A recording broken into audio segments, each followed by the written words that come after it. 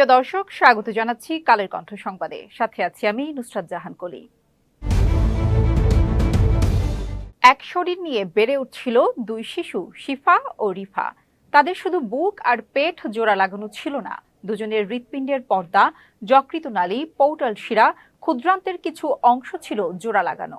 এরপরেও শিফা ও রিফা এখন আলাদা ঢাকা মেডিকেল কলেজের একদল চিকিৎসকের কল্যাণে। শুধু বাংলাদেশ নয়, চিকিৎসা বিজ্ঞানের বৈশ্বিক ইতিহাসও এ এক অন্যতম সফলতার গল্প। বিস্তারিত জানাচ্ছেন সাইদ রহমান।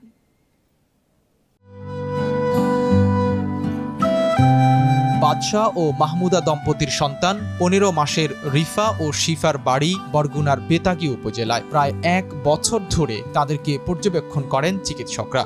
এরপর গত ৭ সেপ্টেম্বর অস্ত্রোপচারের মাধ্যমে শিফা ও রিফাকে আলাদা করা হয় ঢাকা মেডিকেল কলেজ হাসপাতালের পেডিয়াট্রিক সার্জারি বিভাগের অধ্যাপক ডাক্তার শাহনুর ইসলামের নেতৃত্বে। ৮২ জন চিকিৎসক প্রায় ১০ ঘন্টা ধরে এই অস্ত্রোপচার করেন। শুরুতে জীবনের ঝুঁকি তৈরি হলেও এখন সুস্থ আছে শিফা ও রিফা। আমরা যখন পরীক্ষা নিরীক্ষাগুলো করি, পরীক্ষা নিরীক্ষাগুলোতে প্রথম একটা তো আছে যে জোড়া লাগানো বুকে আর পেটে, তার চামড়া আছে, চামড়াটা জোড়া লাগানো, চর্মদিটা। দেন তারপরে হলো একজনের রাইট সাইডের লিভার, আরেকজনের লেফট সাইডের লিভার জয়েন্ট, শিফার আর রিফার।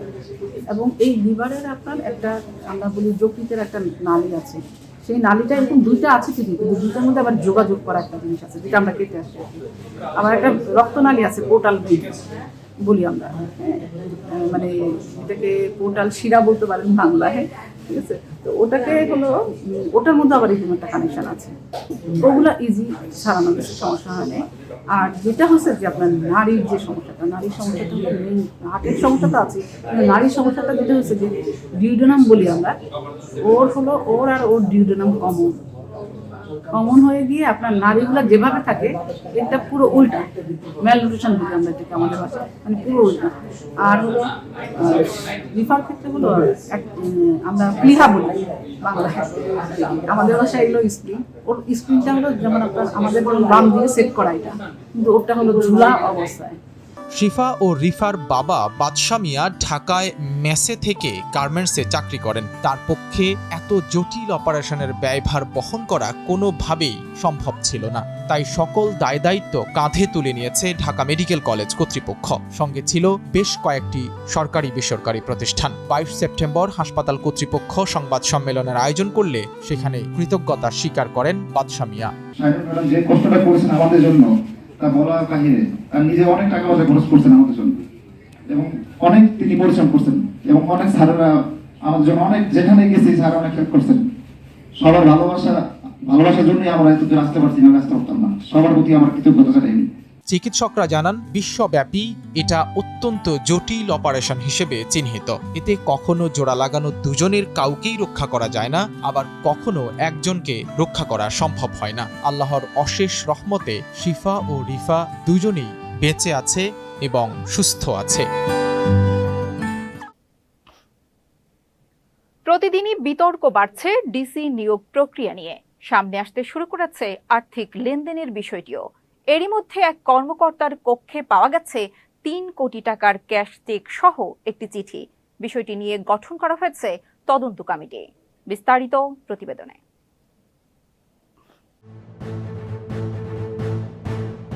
নতুন নিয়োগপ্রাপ্ত ডিসিদের ওপর বাড়ানো হচ্ছে গোয়েন্দা নজর। খতিয়ে দেখা হচ্ছে বিগত দিনে তারা কোনোভাবে আওয়ামী লীগ সরকারের সুবিধাভোগী ছিল কিনা, অথবা সরকারের মন্ত্রী সচিবদের এপিএস পিএস হিসেবে কেউ দায়িত্ব পালন করেছিলেন কিনা।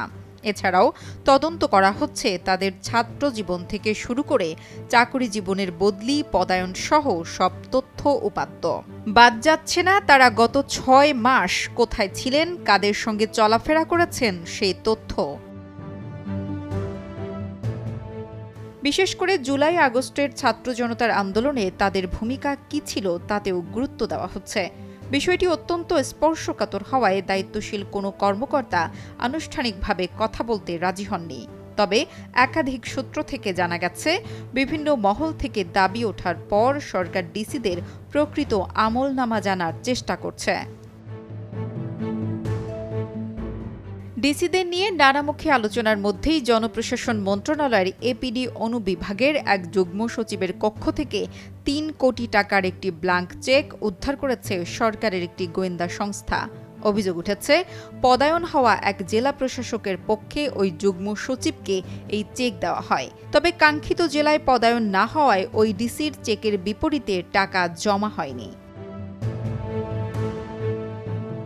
এদিকে চেক পাওয়ার ঘটনায় তোলপাড় পুর প্রশাসন। বিষয়টি তদন্ত করতে জনপ্রশাসন মন্ত্রণালয়ের অতিরিক্ত সচিব রেজাউল মাকসুদ জাহিদিকে প্রধান করে ১ সদস্যের তদন্ত কমিটি গঠন করেছে সরকার।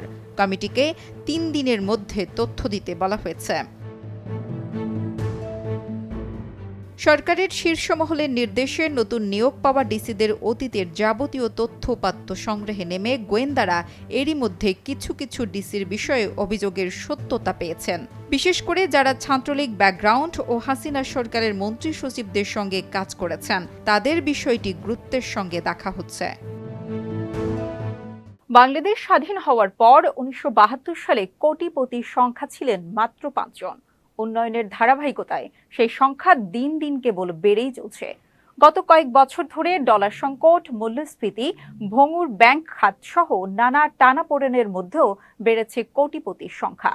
অনেকেই জানতে চান, দেশে এই মুহূর্তে কোটিপতি কতজন? ব্যাংক অ্যাকাউন্ট ভিত্তিক সাম্প্রতিক এক পরিসংখ্যান থেকে মিলেছে সেই উত্তর। বিস্তারিত ময়ূক ইসলামের রিপোর্টে। চলতি বছরের জুন প্রান্তিক শেষে ব্যাংকে কোটি টাকার বেশি রয়েছে এমন অ্যাকাউন্টের সংখ্যা দাঁড়িয়েছে ১,১৮,৭৮৪টি। গত প্রান্তিক মার্চের চেয়ে এ সংখ্যা ২,৮৯৪টি বেশি। জুন শেষে ব্যাংক খাতে মোট আমানত দাঁড়িয়েছে ১৮,৩৯,০০০ টাকা। কেন্দ্রীয় ব্যাংকের শিডিউলড ব্যাংক স্ট্যাটিস্টিক শীর্ষক প্রতিবেদনে এ তথ্য তুলে ধরা হয়েছে। প্রতিবেদন থেকে জানা যায়, কোম্পানি, প্রতিষ্ঠান ও ব্যক্তি সব মিলিয়েই ব্যাংক হিসেবে কোটি টাকা বা এর চেয়ে বেশি থাকার পরিসংখ্যানটি পাওয়া গেছে। বাংলাদেশ ব্যাংক প্রকাশিত প্রতিবেদন বলছে, চলতি বছর মার্চ প্রান্তিক শেষে ১ কোটি টাকার বেশি আমানত ছিল এমন ব্যাংক হিসেবের সংখ্যা ছিল ১,১৫,৮৯০টি। জুন প্রান্তিক শেষে ১ কোটি টাকার বেশি ব্যাংক হিসেবের সংখ্যা দাঁড়ায় ১,১৮,৭৮৪টি। ওই হিসেবে ৩ মাসে ১ কোটি টাকার বেশি আমানতের হিসাব বা ব্যাংক অ্যাকাউন্ট বেড়েছে ২,৮৯৪টি। বাংলাদেশ পরিসংখ্যান ব্যুরোর তথ্য অনুযায়ী দেশ স্বাধীনের পর ১৯৭২ সালে দেশে কোটিপতি আমানতকারী ছিলেন মাত্র ৫ জন। ১৯৭৫ সালে তা ৪৭ জনে উন্নীত হয়। ১৯৮০ সালে কোটিপতি হিসাবধারীর সংখ্যা বেড়ে হয় ৯৮টি। এরপর বাড়তে থাকে কোটিপতি আমানতকারীর সংখ্যা। ১৯৯০ সালে ৯৪৩টি, ১৯৯৬ সালে ২,৫৯৪টি, ২০০১ সালে ৫,১৬২টি, ২০০৬ সালে ৮,৮৮৭টি এবং ২০০৮ সালে ১৯,১৬৩টি কোটি টাকার অ্যাকাউন্ট ছিল। ২০২০ সালের ডিসেম্বর শেষে কোটি টাকার অ্যাকাউন্টের সংখ্যা দাঁড়ায় ৯৩,৮৯০টিতে। এরপর ২০২১ সালের ডিসেম্বরে বেড়ে তা হয় ১,০১,৯৭৬টিতে এবং ২০২২ সালের ডিসেম্বর পর্যন্ত সেই হিসেবের সংখ্যা ছিল ১,০৯,৯৪৬টি। আর সব শেষ মার্চ প্রান্তিকের চেয়ে জুন শেষে এ সংখ্যা দাঁড়িয়েছে ১,১৯,০০০টিতে। নীতি সুদ হার বাড়িয়ে টাকার যোগান কমানোর উদ্যোগ নিয়েছে কেন্দ্রীয় ব্যাংক। ২৫ সেপ্টেম্বর থেকে এটি কার্যকর করা হবে। সুদের হার আর না বাড়ানোর জোর দাবি তুলেছেন ব্যবসায়ীরা। তবে সম্প্রতি বাংলাদেশ ব্যাংকের গভর্নর জানিয়েছেন, মূল্যস্ফীতি নিয়ন্ত্রণে না আসা পর্যন্ত কন্ট্রাকশনারি মনিটরি পলিসি অব্যাহত থাকবে। আগামী মার্চ অথবা এপ্রিল মাস নাগাদ মূল্যস্ফীতি পরিস্থিতি স্থিতিশীল হবে বলেও আশা প্রকাশ করেন তিনি। বিস্তারিত জানাচ্ছেন ময়ূক ইসলাম। দেশে উচ্চ মূল্যস্ফীতির লাগাম টানতে বাজারে টাকার যোগান কমাতে চায় বাংলাদেশ ব্যাংক। সেই লক্ষ্যে সুদহার বাড়িয়ে টাকার যোগান কমানোর উদ্যোগ নিয়েছে কেন্দ্রীয় ব্যাংক। নতুন সিদ্ধান্ত অনুযায়ী নীতি সুদহার অর্থাৎ রেপো রেট 0.50 পয়েন্ট বাড়িয়ে 9.50% নির্ধারণ করা হয়েছে। এ নিয়ে চলতি বছর 4 দফা রেপোর সুদহার বাড়ল। একই সঙ্গে আন্তঃব্যাংক ধারের সর্বোচ্চ সুদহার 11% এবং সর্বনিম্ন সুদহার 8% করা হয়েছে। মুদ্রানীতি কমিটির সুপারিশে এ সিদ্ধান্ত হয়। 25 সেপ্টেম্বর থেকেই এটি কার্যকর করা হবে। 24 সেপ্টেম্বর বাংলাদেশ ব্যাংক এক বিজ্ঞপ্তিতে এই সিদ্ধান্তের কথা জানিয়েছে। এ বিষয়ে অবহিত করতে সব ব্যাংক ও আর্থিক প্রতিষ্ঠানের ব্যবস্থাপনা পরিচালকদের কাছে চিঠি দিয়েছে কেন্দ্রীয় ব্যাংক। সবশেষ গত 25 আগস্ট নীতি সুদহার বাড়িয়েছিল কেন্দ্রীয় ব্যাংক। বাংলাদেশ ব্যাংক এমন এক সময়ে সুদহার বাড়াচ্ছে যখন বিশ্বের বেশিরভাগ দেশ কমিয়ে আনছে। গত সপ্তাহে যুক্তরাষ্ট্রের কেন্দ্রীয় ব্যাংক নীতি সুদহার কমিয়েছে। মূলত বেশিরভাগ দেশ বেশ আগ থেকেই সুদহার বাড়িয়ে মূল্যস্ফীতি নিয়ন্ত্রণে ইতিবাচক ফল পেয়েছে। তখন বাংলাদেশ ব্যাংকের সুদহার ছিল নিয়ন্ত্রিত। সাম্প্রতিক সময়ে সুদহার ঘন ঘন বাড়ানো হচ্ছে। ইতোমধ্যে সুদহার আর না বাড়ানোর জন্য জোর দাবি তুলছেন ব্যবসায়ীরা। বলা হচ্ছে এভাবে নীতি সুদহার বাড়ানো হলে গ্রাহক পর্যায়ে ঋণ নেওয়ার সুদ আরও বাড়বে, আমানতের সুদহারও বাড়বে। কেন্দ্রীয় ব্যাংকের গভর্নর আহসান এইচ মনসুর জানিয়েছিলেন চলতি সপ্তাহে একবার এবং সামনের মাসে আরও একবার নীতি সুদহার বাড়ানো হবে। তারপরেই এলো এই সিদ্ধান্ত। সম্প্রতি গভর্নর বলেন মূল্যস্ফীতি নিয়ন্ত্রণে না আসা পর্যন্ত কনস্ট্রাক্টরি মনিটরি পলিসি অব্যাহত থাকবে। আগামী মার্চ বা এপ্রিল নাগাদ মূল্যস্ফীতি পরিস্থিতি স্থিতিশীল হবে বলেও আশা প্রকাশ করেন তিনি। বাংলাদেশ ব্যাংকের সার্কুলারে বলা হয়েছে মূল্যস্ফীতির লক্ষ্যমাত্রা অর্জিত না হওয়া পর্যন্ত সংকোচনমূলক পদক্ষেপ অব্যাহত রাখার লক্ষ্যে ওভারনাইট রেপো নীতি সুদহার 9% থেকে বাড়িয়ে 9.50% করা হলো। এছাড়া তারল্য ব্যবস্থাপনা অধিকতর দক্ষতার সঙ্গে পরিচালনার জন্য আন্তঃব্যাংক ধারে ব্যবহৃত নীতি সুদহার করিডোরের উচ্চসীমা স্ট্যান্ডিং লেন্ডিং ফ্যাসিলিটির হার 10.50% থেকে বাড়িয়ে 11% করা হলো। আর নিম্নসীমা স্ট্যান্ডিং ডিপোজিট ফ্যাসিলিটি 7.5% থেকে বাড়িয়ে 8% করা হয়েছে। আজকের কালের কণ্ঠ সংবাদ এ পর্যন্তই। কালের কণ্ঠের সর্বশেষ সংবাদ পড়তে ভিজিট করুন www.kalerkontho.com। ফেসবুকে সংবাদের ভিডিও ও অনুষ্ঠান দেখতে ভিজিট করুন facebook.com/কালেরকণ্ঠ এবং facebook.com/কালেরকণ্ঠ ডিজিটাল।